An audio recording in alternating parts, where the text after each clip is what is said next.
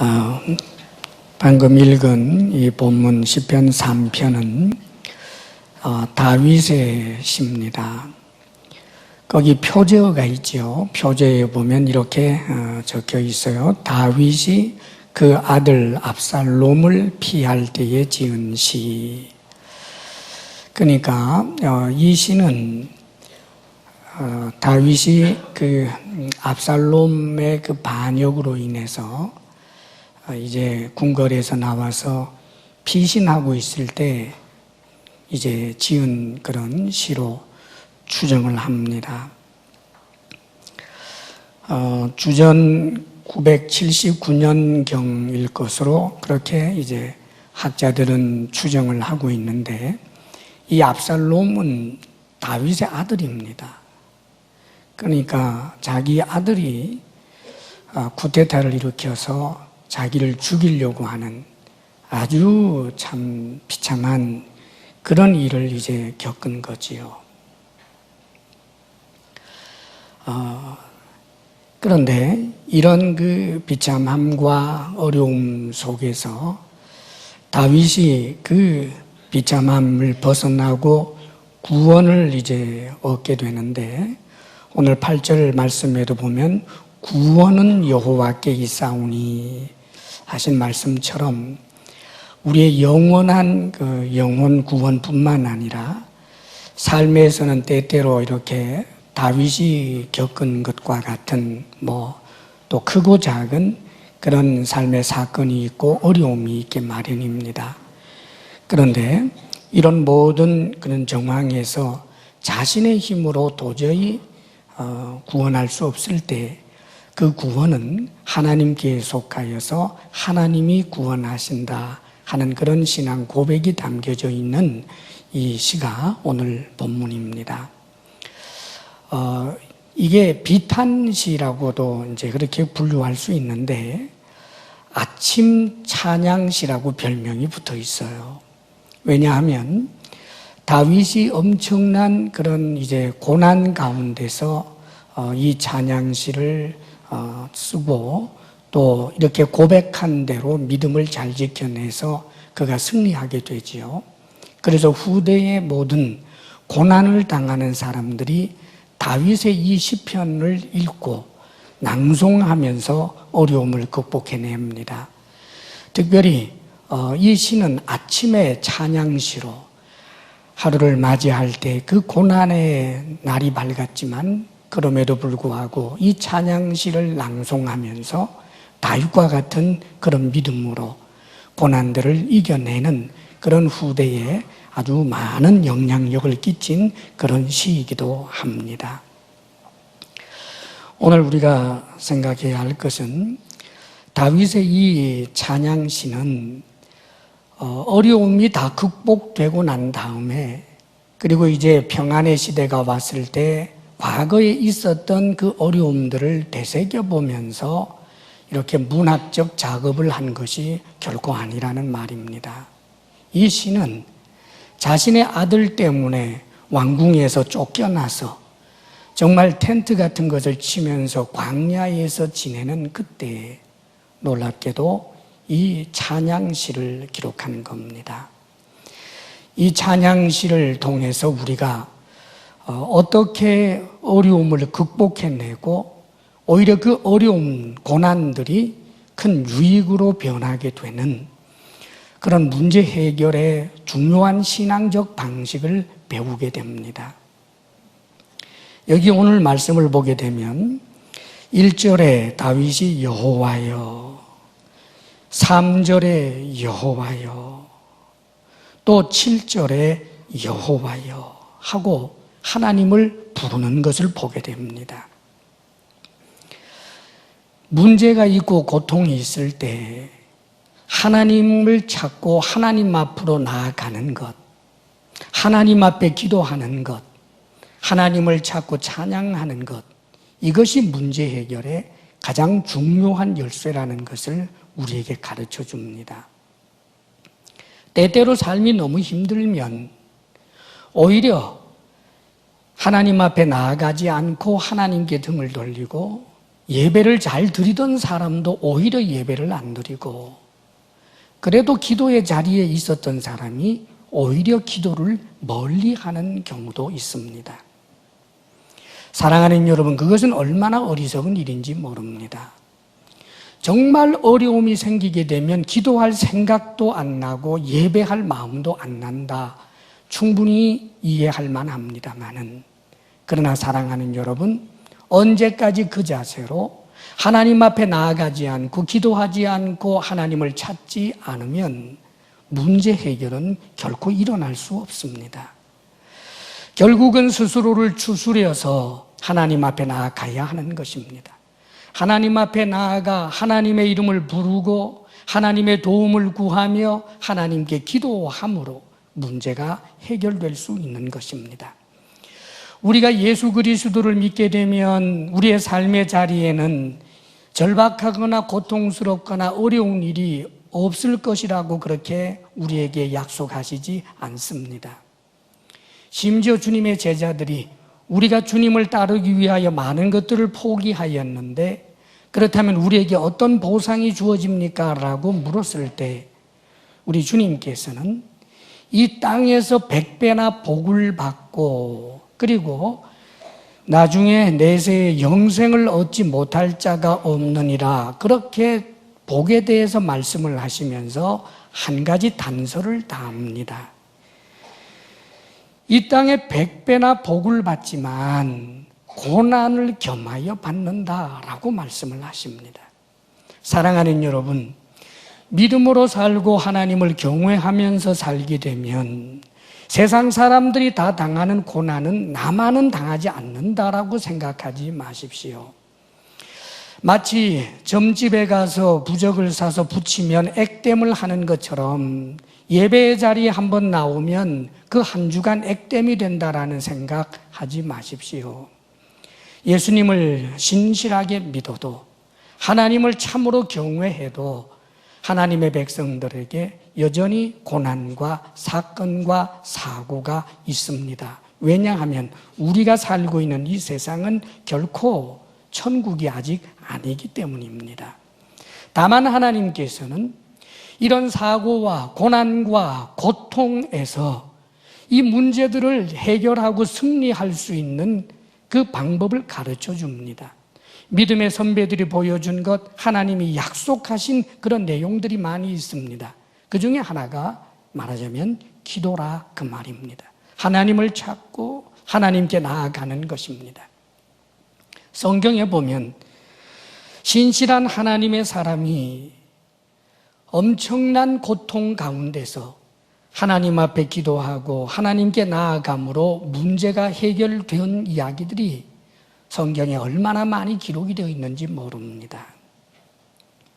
그 중에 구약의 한 가지 예를 좀 말씀을 드리고 싶어요.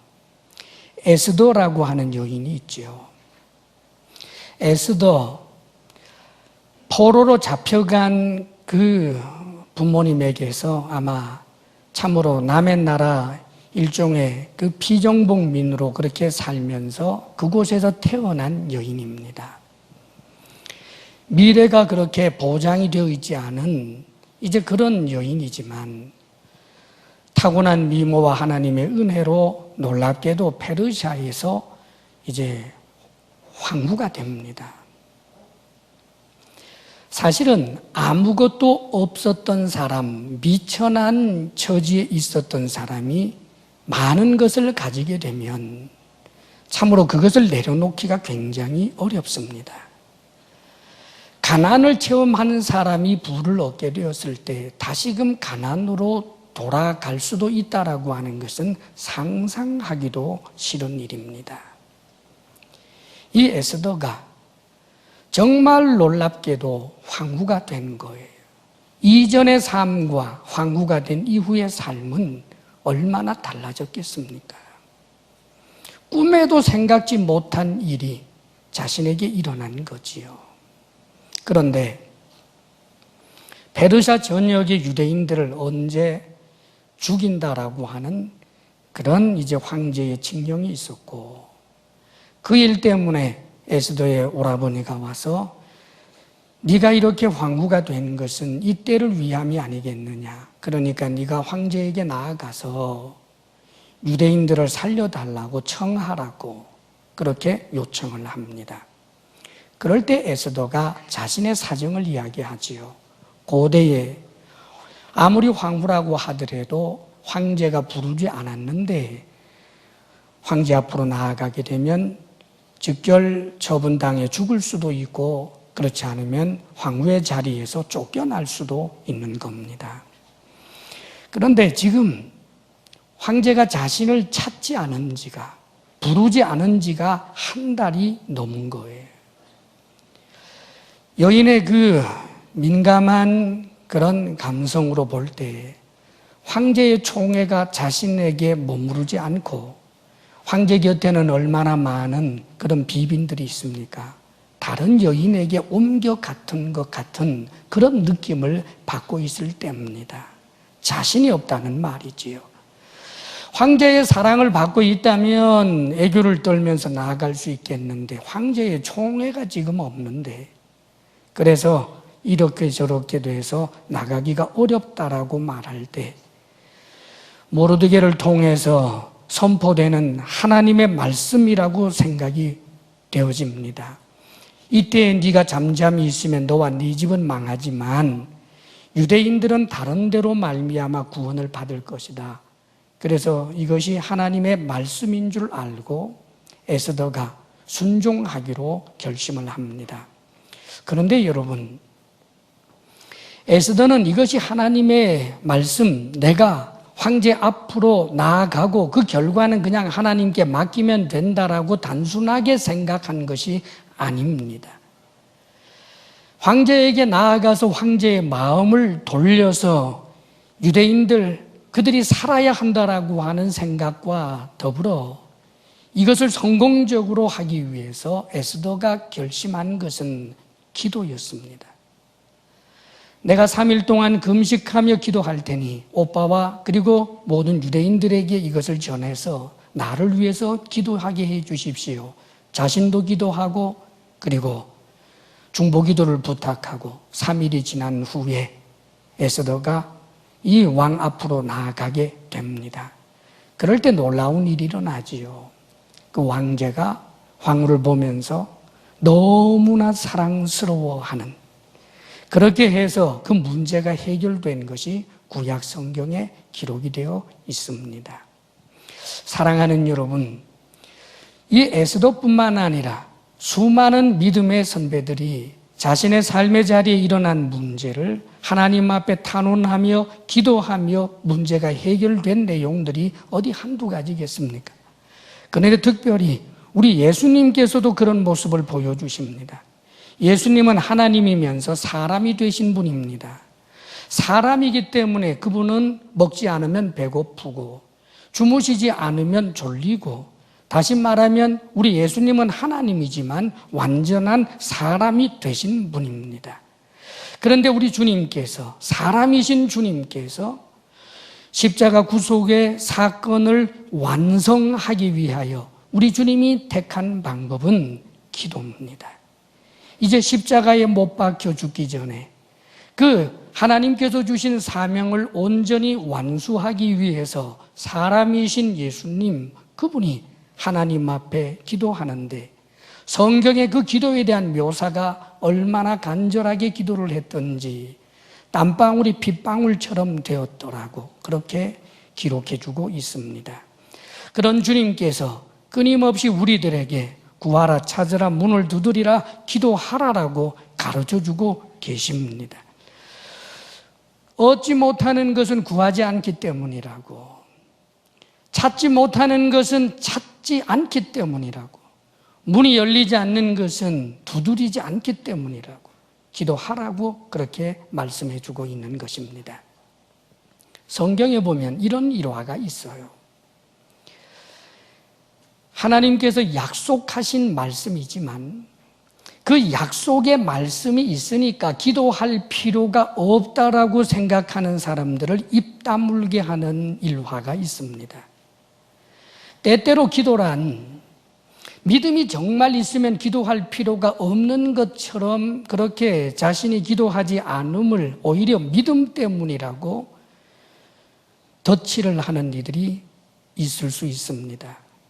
사랑하는 여러분, 하나님의 약속을 믿기 때문에 구할 필요 없고 달라고 할 필요 없고 그럴 이유가 없다, 그냥 믿고 있으면 된다라고 생각하는 것, 사랑하는 여러분, 그것이 믿음인 것 같지만 기도하지 않은 것에 대한 변명에 불과하다는 것을 알아야 합니다. 전날에 하나님께서 엘리야에게 3년 동안이나 가뭄이 있었는데 그 가뭄이 얼마나 지독했던지 사람이 사람 잡아먹는 일까지 있었어요. 그런데 하나님이 엘리야에게 이제 비를 내리겠다, 그러니 너는 아합을 만나서 이 이야기를 하라라고 명령하십니다. 이 엘리야가 아합을 만나게 되었는데 그때 하나님 주시는 영감으로 아합에게 한 가지 요청을 하지요. 저 바알 선지자들, 아세라 선지자들 전부 모아서 갈멜산으로 데려오십시오. 그리고 다시 아합을 만나기로 합니다.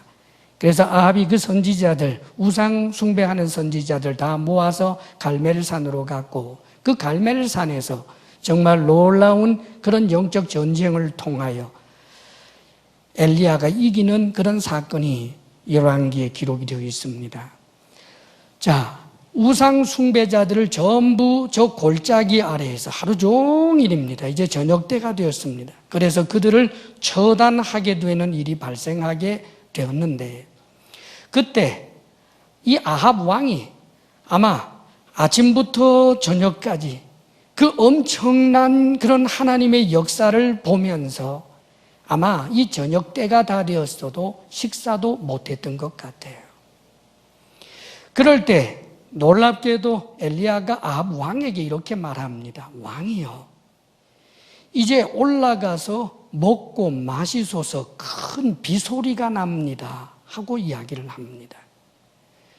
지금 쫄쫄 굶은 아합 왕에게 이 기손 시내가에서 처형 장면을 보면서 하나님의 역사를 보았던 이 아합에게 이제는 안심하고 저 산등성에 올라가서 그곳에서 먹고 마시라고 이야기를 한 거예요. 왜요? 하나님께서 비를 주신다고 약속을 했기 때문입니다.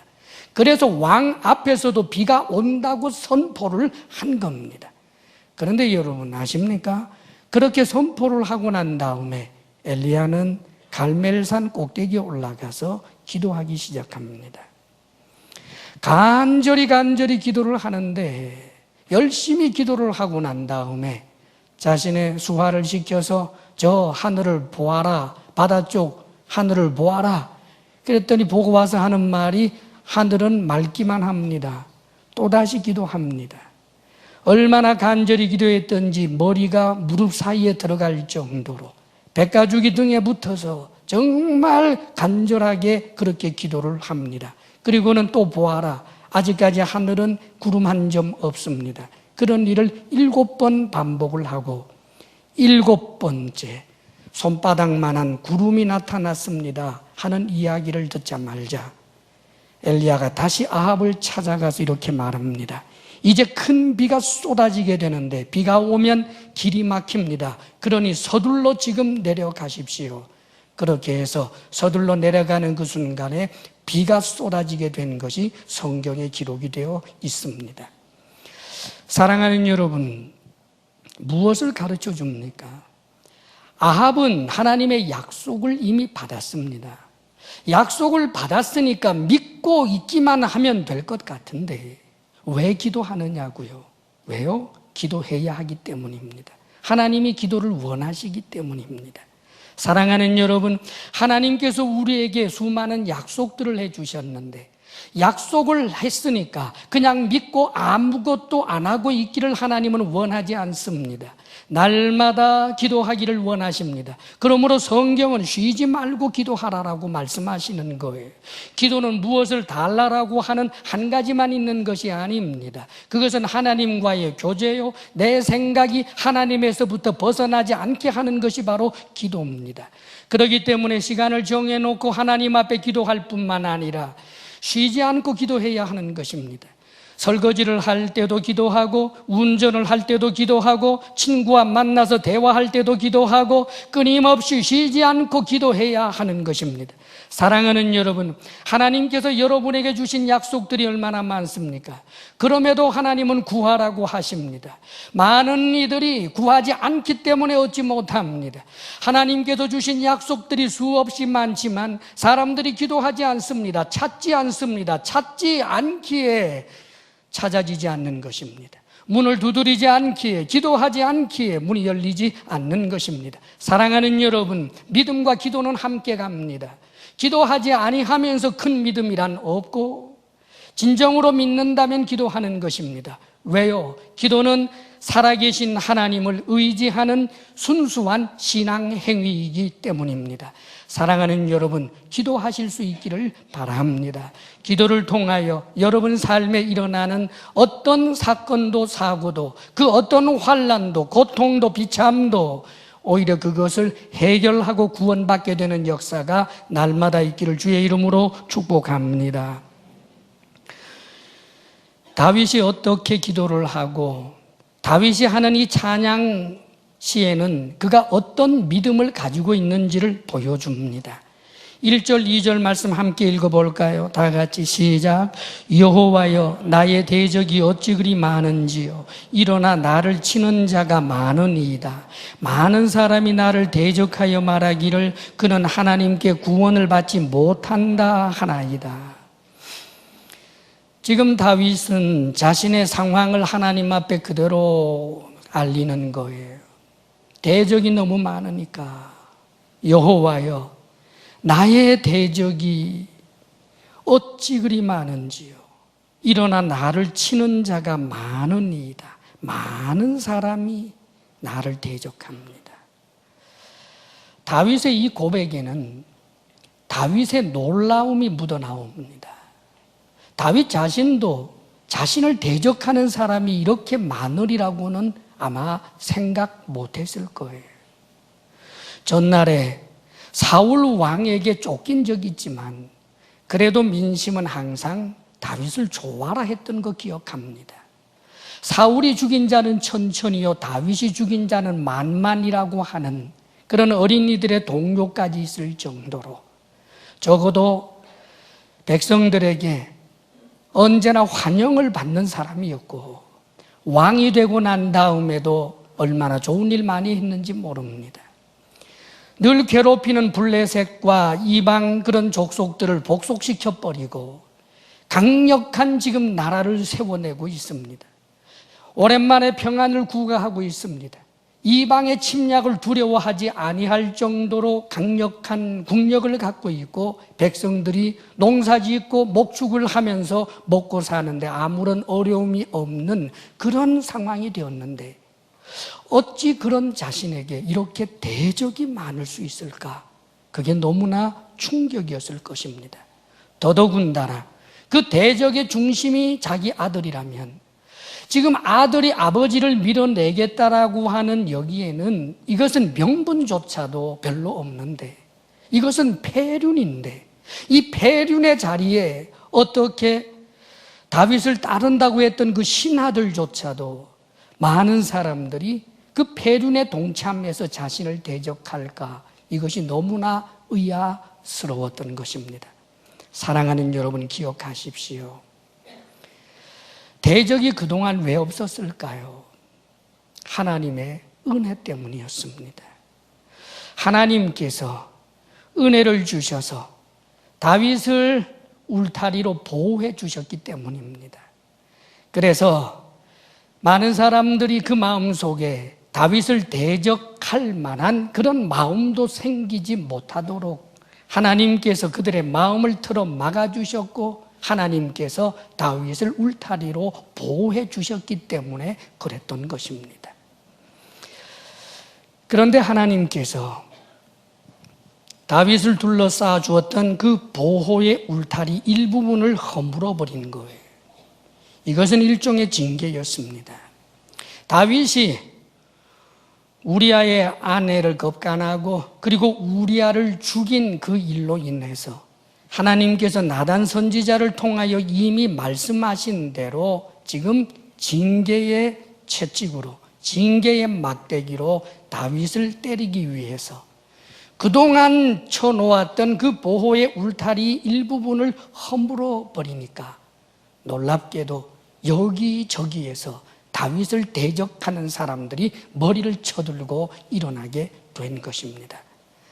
사랑하는 여러분, 혹 여러분 가운데는 사건이나 사고나 고통은 남의 이야기고 내 삶을 돌아보면 늘 승승장구했고 늘 승리했고 평안만이 있었고 좋은 일만 많았다, 그렇게 이야기할 분들도 혹 있을런지 모르겠습니다. 사랑하는 여러분, 하나님의 은혜로 그랬던 것입니다. 사랑하는 여러분, 무엇인가 좀 얻은 것이 있다면 그것은 하나님의 은혜였습니다. 사람들에게 환영받고 인정받고 윗사람에게 사랑을 얻고 아랫사람에게 괴물을 얻은 것, 사랑하는 여러분, 여러분 자신의 능력이라고 생각지 마십시오. 여러분의 처세나 여러분의 능력이나 여러분의 인간관계의 지혜 때문이 아닙니다. 하나님께서 은혜를 주셨기 때문에 가능했던 것입니다. 그러므로 사랑하는 여러분, 하나님의 은혜 없이 내가 얻을 수 있는 것, 내가 누릴 수 있는 평안, 아무것도 없다는 사실을 기억해야 합니다. 다윗을 향하여서도 하나님께서 다윗을 둘러싸고 있었던 그 은혜의 울타리 일부분만을 허물었는데도 불구하고 다윗은 상상할 수 없는 큰 고통을 겪고 있는 것을 우리 성경은 우리에게 가르쳐주고 있는 것입니다. 그러면서 우리는 특별히 이 대적에 관한 말씀을 좀 주목해야 할 것입니다. 이 대적자들이 어떤 사람들이었을까요? 그 중심에는 물론 압살롬, 다윗의 아들이었습니다. 그리고 이 압살롬, 페륜의 자식을 돕는 이들이 주변에 많이 일어났는데 그들은 이방 사람들이 아니었습니다. 그들은 나름대로 하나님을 섬긴다라고 하던 이들이었습니다.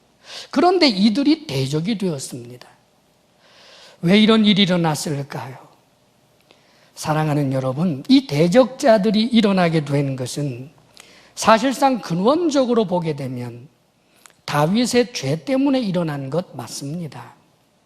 다윗이 우리아의 아내를 겁간하고 우리아를 죽인 그 일로 인하여 하나님께서 나단 선지자를 통하여 말씀하시는 것처럼 다윗의 집안에 계속해서 칼부림이 일어나고 좋지 않은 일이 일어날 것이라고 말씀하신 것처럼 되었기 때문에 근원을 거슬러 올라가면 그런 빌미를 제공하고 단초를 제공한 자가 다윗임에 틀림이 없습니다. 그렇다면 대적자들은 잘못이 없는가? 사랑하는 여러분, 기억해야 합니다. 이 대적자들은 하나님 앞에 죄를 짓는 자들이 되어버리고 말았습니다. 사실 이 대적자들은 나름대로 분명히 명분이 있었을 것입니다.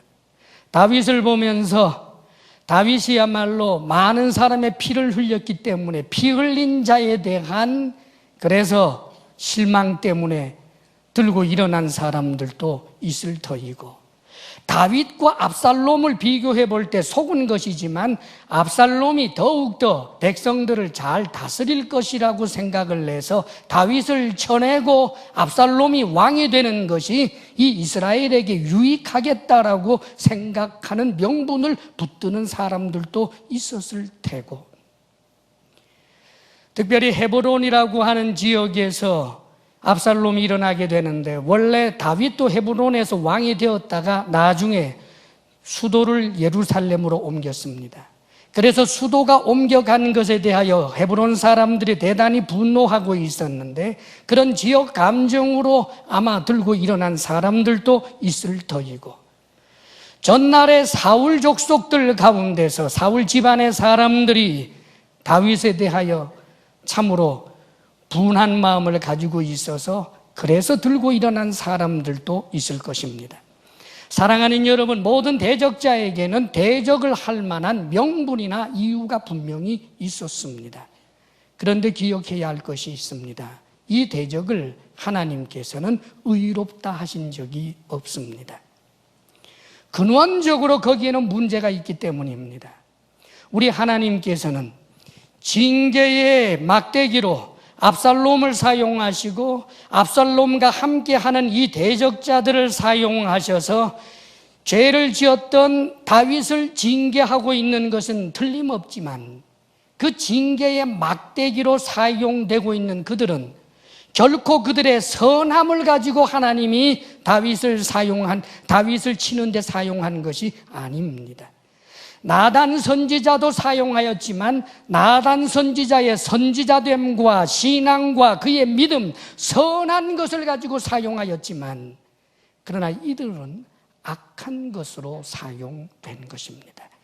사랑하는 여러분, 그렇기 때문에 압살롬은 저주받은 자가 되고 압살롬을 따랐던 모든 사람들은 나중에 수치를 당하고 때로는 죽고 하나님 앞에 버림받은 사람들도 나타나게 되는 것입니다. 왜 그럴까요? 특별히 이들의 대적이 근원적으로 하나님을 대적하는 것이라는 사실을 잊어버렸기 때문입니다. 사랑하는 여러분, 때때로 사람들은 우리가 하나님을 대적하는 것이 아니라고 스스로 생각을 하는데 알고 보면 하나님을 대적하는 것임을 놓쳐버리거나 간과할 때가 있습니다. 알량하게 내가 어떤 명분만 내어놓으면 하나님을 대적하지 않는 것이라고 스스로 생각하지만 그것은 손바닥으로 하늘을 가리는 일입니다. 부모님을 대적하면 그것이 곧 하나님을 대적하는 것이 되는 것입니다. 근원적으로 그렇습니다. 상사가 그 상전이 정당한 지시를 하는데 그 정당한 지시에 대하여 불복하는 것은 이런저런 미사 여구를 가지고 불복하는 것에 대한 정당성을 부여한다 할지라도 근원적으로 거슬러 올라가면 하나님을 대적하는 것이 되는 것입니다. 이 다윗은 하나님께서 왕으로 세우셨고 하나님께서는 다윗을 왕에서부터 내치신다라고 한 적이 없습니다. 그럼에도 불구하고 다른 이런저런 명분과 이유를 대해서 다윗을 내쫓겠다라고 생각한 것은 아무리 좋은 명분을 들여다대도 결국은 하나님을 대적하는 것이 되어버리고 마는 것입니다. 그러므로 사랑하는 여러분, 하나님을 섬기는 우리들은 지혜롭게 근원을 볼 줄 알아야 합니다. 하나님의 뜻을 볼 줄 알아야 합니다. 세속적이고 세상적인 여러 가지 명분을 들여대지만 알고 보면 결국은 이 압살롬이 왕이 되면 압살롬의 쿠데타에 협조한 내가 좀 더 좋은 자리를 얻고자 하는 욕심 이외에는 사실 아무것도 아니었다는 말입니다. 우리는 스스로 속는 자가 되어서는 안 됩니다. 하나님의 사람이 하나님을 대적하는 것보다 안타까운 일이 어디에 있겠습니까? 그리고 이 대적자들은 육체로 보이지만 그 중심에는 사실상 악한 영이 있는 것입니다. 이제 이 대적자를 통하여 악한 영이 다윗에게 한 메시지를 잘 들어보십시오. 다윗은 이렇게 고백합니다. 많은 사람이 나를 대적하여 말하기를 그는 너 다윗은 하나님께 구원을 받지 못한다 하나이다. 여기 다윗의 큰 아픔이 있습니다. 이런 일이 일어난 것 자체가 자신의 죄 때문이라는 것도 알고 있는데 하나님의 이름을 빌려서 너 다윗 너는 하나님께 버림받은 자야. 너 다윗 하나님은 너를 구원하지 않아. 너 죄 때문에 너 악함 때문에 너 피 흘린 것 때문에 너는 하나님께 끝난 거야 하는 메시지가 지금 계속해서 다윗의 귀에 들어오고 있었다는 말입니다. 악한 영은 항상 하나님의 사람으로 하여금 하나님이 너를 사랑하시지 않는다, 하나님이 너를 버리셨다, 너는 이제 끝났다라고 하는 메시지를 줍니다. 사랑하는 여러분, 그 메시지 붙들고 자살한 사람이 가룟 유다입니다. 가룟 유다가 하나님을 버렸지 하나님이 가룟 유다 버린 적 없습니다. 여러분, 사랑하는 여러분, 너를 버렸다, 끝났다라고 하는 그 메시지를 붙들면 우리는 무너지고 그래서 정말 현재 있는 이 처참한 문제에서부터 일어날 수 없을 뿐만 아니라 이것은 영원까지 잇대어져서 영원한 구원까지 이뤄버릴 수 있다는 사실을 알아야 합니다. 성경에 보면 욥이 엄청난 고난을 당하잖아요. 욥이 당한 고난 여러분 잘 아실 거예요. 그 많던 재산이 하루아침에 하늘에서 불이 나와서 타기도 하고 도적과 강도들이 와서 뺏어가고 죽이고 그랬습니다. 그래서 모든 재산 다 잃었는데 사랑하는 아들, 딸, 7남 3녀가 생일 파티 하느라고 모여서 함께 식사하다가 그만 집이 무너져서 비명에 다 죽어버렸습니다. 그런데도 욥이 믿음을 지키려고 몸부림치지요. 주신 자도 여호와시요 가져가신 자도 여호와시니 여호와께 내가 할 일은 찬양밖에 없다 하고 믿음을 지킵니다. 그런데 엎친 데 덮친 격으로 하나님의 허락을 받은 사단이 욥의 정수리부터 발끝까지 종기가 돋아나게 했습니다. 엄청난 종기가 나서 제 가운데 앉아서 깨어진 기왓장을 가지고 가려운 데를 벅벅 끓고 앉아있는 이 욥을 보면서 욥의 아내가 분노를 터뜨립니다. 당신은 아직도 그 알량한 믿음이라고 하는 것, 그 순전함을 지금 지키고 있느냐? 차라리 네가 믿는다는 그 하나님 좀 욕하고 실컷 욕이라도 하고 죽어라. 아마 틀림없이 뒤에 뭐 붙었을 것 같아요. 제가 생각할 때. 그렇게 욥에게 쏘아 붙인 아마 이 여인, 그건 추측입니다. 아마 이 여인 살아내지 못했을 것 같습니다. 생때 같은 10남매가 죽었는데 눈에 뭐가 보이겠어요? 아마 그 여인은 그가 말한 것처럼 하늘을 노려보면서 온갖 역을 퍼부어대다가 아마 스스로 자살했을 가능성이 높습니다. 여하간 욥은 자신의 아내가 그렇게 말할 때 당신은 어찌 그렇게 어리석은 말을 하는가? 주신 이가 다시 가져갈 수도 있지 않은가? 그러면서 믿음을 지키려고 몸부림칩니다. 그때 욥이 가졌던 그 믿음은 하나님이 주권자라고 하는 믿음, 하나님은 창조주고 나는 피조물이라고 하는 믿음, 그래도 하나님을 저주해서는 안 된다라고 하는 믿음, 그래도 하나님께 등을 져서는 안 된다라고 하는 믿음, 절대로 이 선은 벗어나서는 안 된다라고 하는 믿음, 이 선을 벗어나면 영원한 멸망이라고 하는 믿음, 그것 하나만큼은 붙잡았습니다. 그리고 잘 아는 대로 나중에 반전이 일어납니다. 이 믿음의 결과였던 거지요. 사랑하는 여러분, 다윗이 이 비참한 상황에서 하나님 앞에 기도할 뿐만 아니라 그가 믿음의 사람이었다라고 하는 것을 주목해야 합니다. 너 끝났다라고 말할 때 그래 나는 끝나는 게 마땅해, 나는 하나님께 버림받는 게 마땅해, 내 아들이 지금 들고 일어났는데 내 아들이 나를 죽이겠다고 하는데 나 같은 거 살아서 뭐래 할 수 있습니다. 여러분. 그런데 사랑하는 여러분, 다윗이 어떻게 했는지 아십니까? 3절에 이렇게 기록해 주고 있습니다. 함께 읽어봅니다. 여호와여, 주는 나의 방패시요 나의 영광이시요 나의 머리를 드시는 자이시니이다. 하나님은 자신의 방패라고 그럽니다. 하나님은 당신의 영광이라고 그럽니다. 하나님은 다윗 자신의 머리를 드시는 분이라고 그렇게 말합니다. 사랑하는 여러분, 이런 고백은 모든 문제가 해결되고 난 다음에 평안의 시대가 오고 승리의 깃발을 휘날리고 있는 그런 현실 속에서는 이렇게 말할 수 있겠지요. 그런데 지금은 그런 말할 때가 아니지 않습니까? 지금 아들 때문에 쫓겨서 그래서 하늘 보기가 부끄러워서 얼굴을 이 손으로 하늘을 가리고, 그리고는 맨발로 터벅터벅 쫓겨가면서 백성들이 쫓아와가지고 시무이라고 하는 자가 돌을 던지면서 가거라 가거라 이 비루 먹은 자야, 이 사악한 자야, 피를 많이 흘려서 피가 네 머리로 돌아갔구나, 이런 저주를 받는 것을 경험한 왕인데 말로 할 수 없는 수치를 당했는데, 자기 아들이 자신을 죽이겠다고 날뛰고 있는데 그 아들이 자신의 후궁 10명을 백주 대낮에 강간을 하는 일까지 있었는데,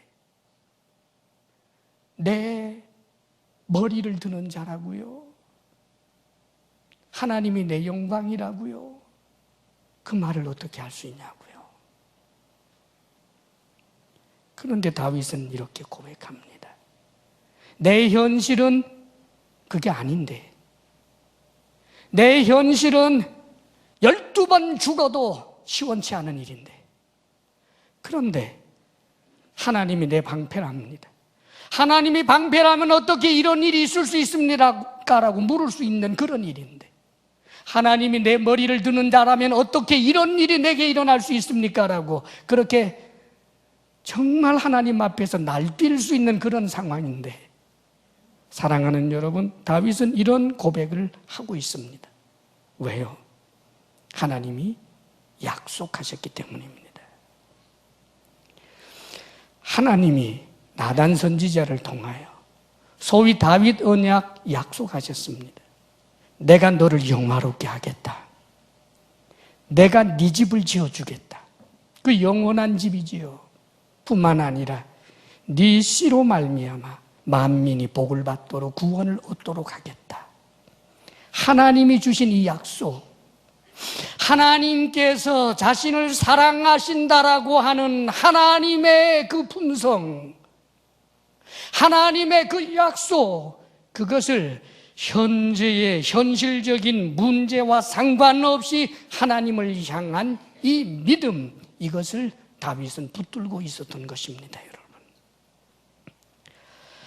사랑하는 여러분, 지금 다윗은 하나님의 혹독한 징계의 회초리를 맞으면서 하나님은 좋으신 하나님이라고 고백하고 있는 거예요. 우리 하나님께서 보호의 울타리를 걷어내시니까 악한 자들이 들고 일어나서 자신을 지금 아프게 때리고 있는 그 정황 속에서 놀랍게도 다윗은 매를 맞으면서 너무너무 아파서 이 맞은 데를 계속해서 만지고 쓰다듬으면서 놀랍게도 거기에서 하나님의 사랑을 지금 보고 있는 거예요. 사랑하는 여러분, 하나님께서 징계하시는 이유가 뭘까요? 죄값일까요?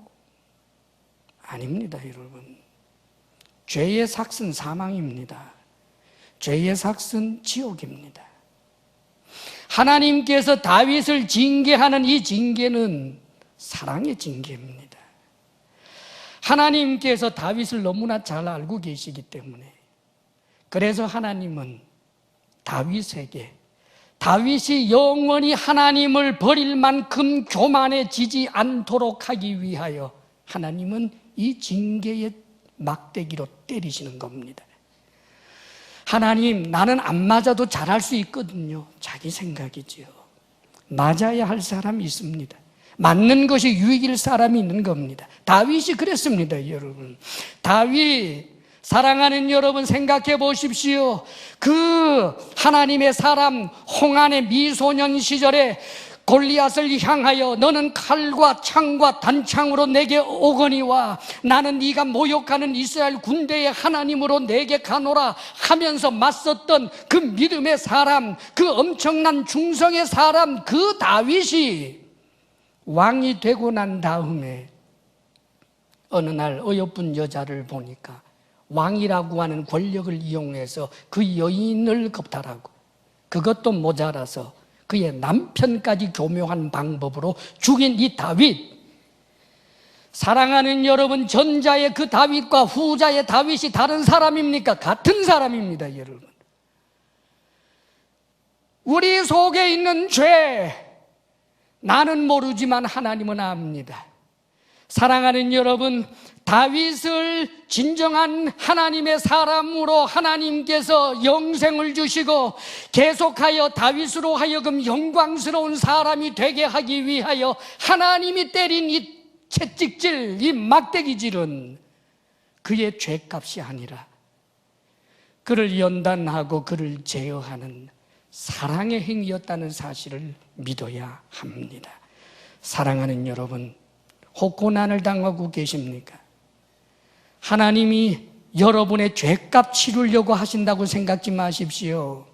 여러분의 죄값은 우리 주님께서 십자가에서 다 해결하셨습니다.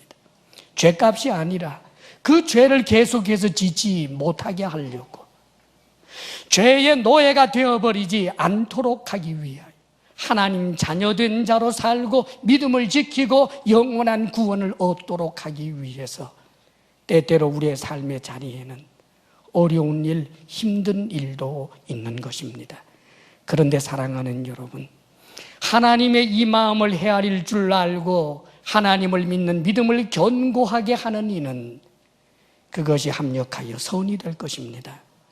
그러나 이 하나님의 마음을 헤아릴 줄 모르고 마귀의 속삭임, 너는 끝났다라고 하는 것을 붙들고 하나님은 나를 사랑하지 않는다, 하나님은 나를 버리셨다, 이것을 붙들고 있는 이는, 사랑하는 여러분, 그 고난의 터널에서부터 헤어나지도 못할 뿐만 아니라 잘못하면 믿음의 길을 끝까지 가지 못할 수도 있다는 사실을 알아야 합니다. 하나님은 나를 버리시지 않지만 나는 하나님을 버릴 수 있는 위험한 존재라는 것을 잊지 마십시오. 그러므로 사랑하는 여러분, 성경이 여러분에게 약속해 주신 말씀, 예수 그리스도를 믿는 자는 하나님의 자녀가 되는 권세를 주셨다. 우리 주님께서 우리와 함께 하시겠다. 하나님 앞에 구하고 찾고 문을 두드리면 하나님께서 주신다라고 하신 그 약속의 말씀, 믿음으로 살면 주님께서 언제나 동행하여 주시고 승리를 주신다고 하시는 그 약속의 말씀을 굳게 믿으시기를 주의 이름으로 축원합니다. 여러분, 이 시편에는 다윗의 믿음들이 얼마나 자세히 기록이 되어 있는지 모릅니다. 내가 나의 목소리로 여호와께 부르짖으니 그의 성산에서 응답하시는도다. 자신의 기도에 응답하시는 하나님을 확신하고 있습니다. 내가 누워 자고 깨었으니 여호와께서 나를 붙드심이로다. 자신이 누워 잠을 잘 때가 있지요. 하나님조차 잊어버리고 모든 상황에 대하여 자신이 대처할 수 없는 그런 순간에도 하나님은 자기 곁에서 자신과 함께 하셨다라고 하는 믿음입니다. 7절에 특별히 그는 이렇게 그의 믿음을 보이고 있습니다. 여호와여 일어나소서, 나의 하나님이여 나를 구원하소서. 주께서 나의 모든 원수의 뺨을 치시며 악인의 이를 꺾으셨나이다. 주께서 나의 모든 원수의 뺨을 치시며 악인의 이를 꺾으실 것입니다 라고 해야 될 것 같은데 과거형으로 썼습니다. 자신의 과거를 돌아보면서 자신과 함께 하시고 승리를 안겨주셨던 일들을 회상할 뿐만 아니라 앞으로도 반드시 이렇게 될 것이라고, 현재 내가 쫓기고 수치를 당하고 하나님께 버림받았다고 사람들이 조롱할 만한 이런 상황이지만 오히려 나의 대적자를 하나님께서 수치스럽게 만들고 나의 모든 대적자들을 무력하게 만들 것이라고 하는 승리에 대한 분명한 확신을 오히려 과거형으로 쓰고 있습니다. 이것은 반드시 이루어진다라고 하는 선취적 믿음입니다. 그렇습니다. 사랑하는 여러분, 하나님을 믿고 의지하는 자는 반드시 승리합니다. 하나님을 믿고 의지하는 자는 삶의 자리에 있었던 그 어떤 고난도, 사건도, 고통도, 비참도 오히려 그것이 그에게 유익이 될 것입니다. 사랑하는 여러분, 우리 주 하나님을 향한 믿음, 우리 주 예수 그리스도를 통하여 나타나신 하나님의 사랑, 이것을 끊임없이 신뢰하고 믿을 수 있는 이들이 되시기를 바랍니다. 다윗의 이 믿음 고백과 같이 실제로 다윗에게 그런 일이 일어났습니다. 온 대적들, 온 천하가 들고 일어난 것 같고 자신은 위축되고 한없이 오그라들었었는데 자신을 향하여 그렇게 저주하며 대적하던 자들이, 특별히 시므이와 같았던 사람, 저주를 일삼았던 그 사람이 땅을 기면서 살려달라고, 용서해달라고 하는 일들이 일어나고, 압살롬을 도와서 일어났던 많은 사람들이 벌거벗은 모습처럼 부끄러워 떠는 일들이 일어나게 되었습니다. 그뿐만 아니라 그 강력했던 세력들이 더 무기력해지고, 오히려 다윗의 왕권은 더욱더 강화되고, 다윗은 하나님께 사랑받는 자라고 하는 것이 더욱더 웅변적으로 나타나고, 그래서 비가 온 다음에 땅이 굳어진 것처럼 다윗에게는 큰 유익이 되어버린 것을 우리는 성경을 통해서 배우게 되는 것입니다. 사랑하는 여러분, 하나님을 믿고 신뢰하시기를 바랍니다. 내가 원하는 대로 일이 전개되지 않는다 할지라도, 하나님이 나를 사랑하시지 않는다, 혹은 하나님이 없다, 하나님은 약속이 거짓말이다, 그런 소리에 여러분들이 동의하지 마십시오. 그것은 마귀의 속삭임입니다. 주님, 나를 사랑하는 주님, 그분을 믿고 의지함으로 이 세상을 살아볼 만한 세상으로 경험하며 사시기를 주의 이름으로 축원합니다. 기도하겠습니다. 이 시간 간절한 마음으로 결단하며 기도하시기를 바랍니다. 여러분의 삶에 어려움이 있다면 더욱더 하나님을 찾으십시오. 그리고 하나님의 좋으신 하나님, 아버지 되신 하나님, 함께 하시는 하나님, 승리케 하시는 하나님을 믿으시기를 바랍니다. 믿음의 길에서 결코 떠나지 마십시오. 우리의 믿음이 연약하여져서 오히려 하나님을 대적하는 자가 되어버리는 일들이 없도록 더욱더 주님을 의지할 수 있는 믿음의 사람들이 되시기를 바랍니다. 주님 앞에 간절히 기도하겠습니다.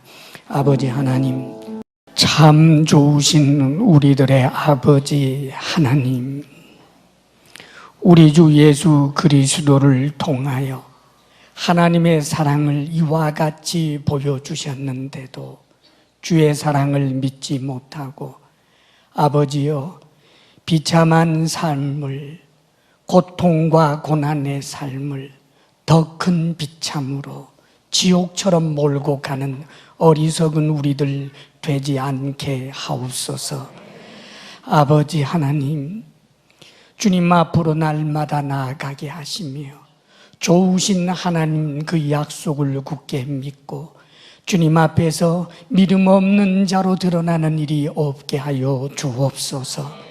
믿음으로, 기도로 하나님 앞으로 날마다 나아감으로 오히려 고난과 고통에서부터 구원케 하시는 하나님을 날마다 경험하며, 아버지여, 우리의 인생길이 주로 인하여 살아볼 만한 멋진 삶이 되도록 주여 도와 주옵소서. 사랑하시는 아버지 하나님, 주의 사랑하는 주의 백성들이 욕심의 눈이 멀어 오히려 하나님을 대적하는 자의 자리에 한순간도 서지 않도록 아버지, 우리를 지혜롭게 하옵소서. 주 하나님, 주님 앞에 감사함으로 예물을 올려드립니다. 오 주여, 동방 박사들의 예물을 받으신 것처럼 우리가 드리는 이 예물을 받아 주옵소서.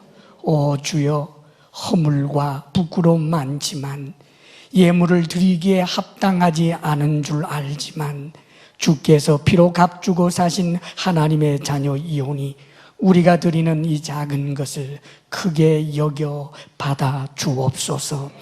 우리 성도들에게 일터의 복을 주옵소서. 주께서 건강의 복을 더하소서. 부부사랑 돈독하게 하옵소서. 하나님이 선물로 주신 우리의 자녀들이 우리들보다 오히려 더 큰 믿음의 사람들이 되게 하옵소서. 이제는 우리 주 예수 그리스도의 크신 은혜와 하나님 아버지의 한없는 사랑과 성령의 교통하심과 충만케 하심이 살아계신 하나님을 예배하며 믿음을 견고히 하며 나아가는 사랑하는 모든 성도들 위해 이제로부터 영원토록 함께 하시기를 간절히 축원하옵나이다. 아멘.